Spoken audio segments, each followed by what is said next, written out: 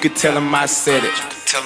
Leave your bitch alone. It's really not what you want to see. It's like Russell Westbrook coming down the lane in a dress. You just know you're going to get dunked on, no matter how this goes.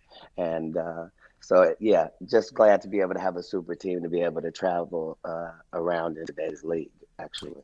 Katt, you talked about, having situations in which you had to sit down before, and obviously, we follow your career, and we know you've had those moments. You seem like which moments were those?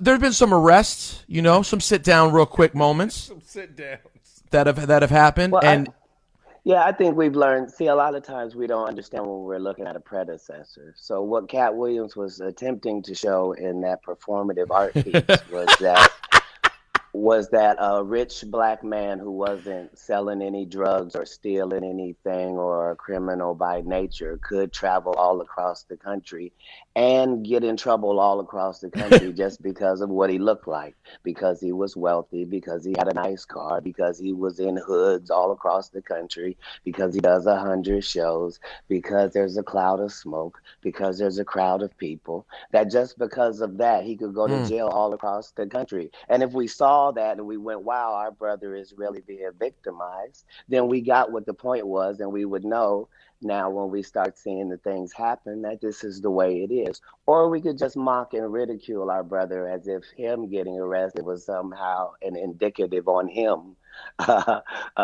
before Karen's and whatnot. But now that we can see better, I'm sure people understand that. Well, and now the cloud of smoke. Get in trouble, go to jail, and they don't get out of jail, and right. They're just in jail. And I think we have 30 rappers who are on the radio and in jail and not getting out. It's not a game. It's not a game. There's no stories that Katt Williams paying people off or killing witnesses or any of that. No. So it's quite possible that in most of these cases, the things we thought he was doing are not what he was doing. It was fun. It was fun for 10 years to say the guy's on drugs. But if the drug is THC, you should probably knock it off. We're in the middle of an opioid crisis. You know what I mean? Like, we have people dying for real. Like, you touch fentanyl and you die, and you want to make the weed smoker somehow the criminal element that we need to clean the streets. It's sad, but we're better now, and thank God it's a new time, and people are smarter than they were before, and the media is not quite so hungry for a stupid story because, other actors of all colors and stuff OD all the time, and they don't even make the stories. So,